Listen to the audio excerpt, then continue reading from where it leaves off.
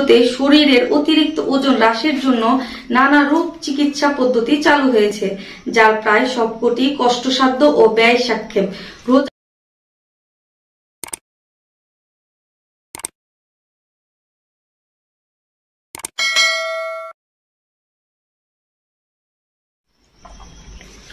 আসসালামু আলাইকুম প্রিয় দর্শক, ডক্টর ফারহানা ঋতুর চ্যানেলে আমি মৌসুমী আপনাদের স্বাগতম।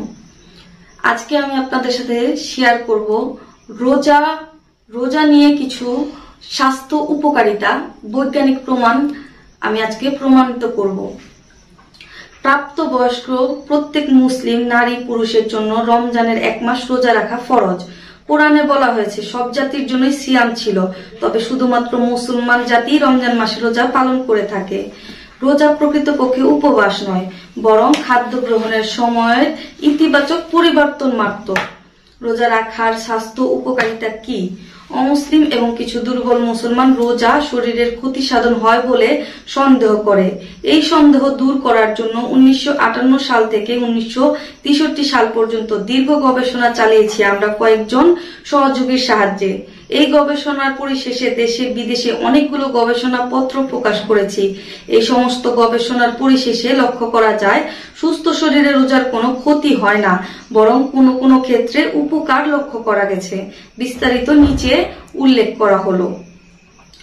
তবে বলে রাখা ভালো, রোজা রাখার ব্যাপারে বিজ্ঞান কি বলে কিংবা কি বলবে এটা কোনো মুসলমানদের জন্য গুরুত্বপূর্ণ বিষয় নয়, বরং রোজা রাখা আল্লাহর হুকুম, এটা প্রত্যেক মুসলমানকে সবার আগে অনুসরণ করতে হবে, এটাই সবচেয়ে গুরুত্বপূর্ণ বিষয়। বিজ্ঞান নয়, বরং তাওয়াক্কুল তথা আস্থা, ঈমান রাখতে হবে আল্লাহর উপর। তিনি যা দিয়েছেন তা বান্দার মঙ্গলের জন্য দিয়েছেন। যাই হোক, নিচে রোজার শারীরিক গুরুত্বপূর্ণ উপকারিতা তুলে ধরা হয়েছে, ইসলামের সৌন্দর্য প্রকাশের জন্য বোঝানো হচ্ছে। প্রথমত, ভূমিকায় বলা গবেষণায় কিছু বিশেষ তথ্য উৎপাদ এবং এর পাশাপাশি অন্যান্য গবেষণার তথ্য উৎপাদ তুলে ধরা যাক। সবগুলা গবেষণা থেকে রোজা সম্পর্কে বেশ কিছু চমকপ্রদ বিষয় উঠে এসেছে, যেমন সুস্থ রোজাদারদের মধ্যে কোনো প্রকার ক্ষতির লক্ষ্য পাওয়া যায়নি। রক্তচাপ, বিএমআর, ইসিজি সব রকম পরীক্ষার ফলাফল স্বাভাবিক পাওয়া গেছে। রোজা রক্তচাপ হ্রাসের উত্তম ওষুধহীন পদ্ধতি। ফলে রোজা আমাদের শরীরে বিশেষভাবে সাহায্য করে। রোজা গ্লুকোজ এবং পরিবর্তিত শরীরে থাকা ফ্যাট থেকে শক্তি যোগাতে ব্যবহৃত হয়। মেটাবলিকের হার রোজা রাখার ফলে অ্যান্ড্রোলিন এবং নন অ্যান্ড্রোলিনের মতো হরমোন হ্রাস পায়। এর ফলে মেটাবলিক নিয়ন্ত্রণের মধ্যে থাকে। এছাড়া এর ফলে রক্তচাপও কমে যায়। শতকরা প্রায় 40 জনের শরীরের ওজন কিছু কমেছে।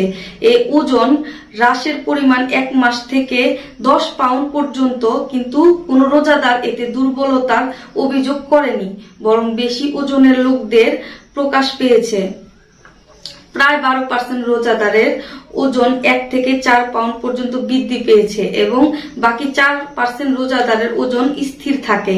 বিশ্বের উন্নত দেশগুলোতে শরীরের অতিরিক্ত ওজন হ্রাসের জন্য নানা রূপ চিকিৎসা পদ্ধতি চালু হয়েছে, যার প্রায় সবকটি কষ্টসাধ্য ও ব্যয় সাপেক্ষ। রোজার খুব ধীরে ধীরে অল্প অল্প করে ওজন হ্রাস পায় এবং অবিসি রোগের নফল রোজার মাধ্যমে সহজে তার ওজন হ্রাস করতে পারে। পাকস্থলীর অন্ন রসের উপর প্রভাব। শতকরা প্রায় 40 জন রোজাদারের বেলায় গ্যাস্ট্রিক অ্যাসিড স্বাভাবিক পাওয়া গেছে। প্রায় 36% অস্বাভাবিক অ্যাসিডিটি স্বাভাবিক হয়েছে। অ্যাসিড বেশি বা কম উভয় অবস্থায় দেখা গেছে। অবাক করা ব্যাপার হলো, ইসলাম এক্ষেত্রে অসাধারণ সমাধান দিয়েছে। কারো আলসার যদি ক্ষতিকর হয়ে থাকে এবং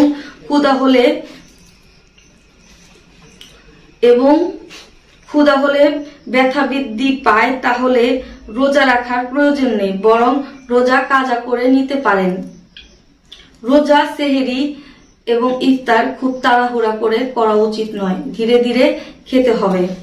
রোজার আরেকটি মজাদার ব্যাপার হলো, রোজা চন্দ্র মাস কেন্দ্রিক হওয়ার কারণে রোজা বিভিন্ন সময় বিভিন্ন মাসে হয়ে থাকে। যেমন শীতকালীন সময়ে, গ্রীষ্মকালীন সময়ে আমরা কিন্তু রোজা উপভোগ করতে পারি। স্বাভাবিক ব্যক্তিদের রোজার প্রথম দিনে রক্তের গ্লুকোজের মাত্রা হ্রাস পায় এবং পরবর্তী 20তম দিনে স্বাভাবিককরণে গ্লুকোজ তুলনামূলকভাবে কিছুটা বৃদ্ধি পায়।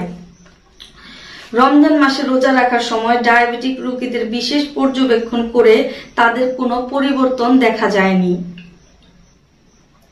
রোজা পাকস্থলী ও কেন্দ্রীয় স্নায়ুতন্ত্রকে বিশ্রামে রেখে ফলে পরবর্তী খাদ্য শক্তি, হজম শক্তি বৃদ্ধি এবং মেটাবলিজমকে স্বাভাবিক রাখে।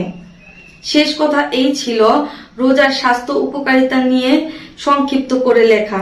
রোজার স্বাস্থ্য উপকারিতা আরো অনেক রয়েছে, তবে এখানে কেবলমাত্র স্বাস্থ্যের যেসব বিষয় মানুষের মনে সন্দেহ ছিল সেই সব ভুল ধারণার চেষ্টা করেছি। অনেকের মতে এমনটা শোনা যায় রোজার আরো কিছু উপকারিতা রয়েছে, যেমন ডায়াবেটিক্সের ঝুঁকি কমায়।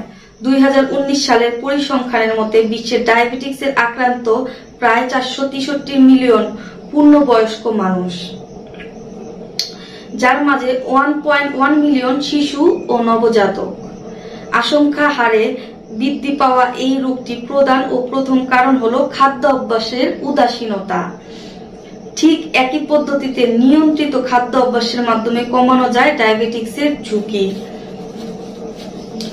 হৃদযন্ত্রের জন্য বিশেষভাবে উপকারী। রোগীদের মৃত্যুর মাঝে হৃদরোগজনিত কারণে মৃত্যুর হার অনেক বেশি এবং অধিকাংশ হৃদরোগ শুরু হয় অনিয়ন্ত্রিত এবং আনহেলদি খাবারের কারণে। তো দর্শক, আজকে আমরা রোজা সম্পর্কে অনেক কিছুই স্বাস্থ্য টিপস জানলাম।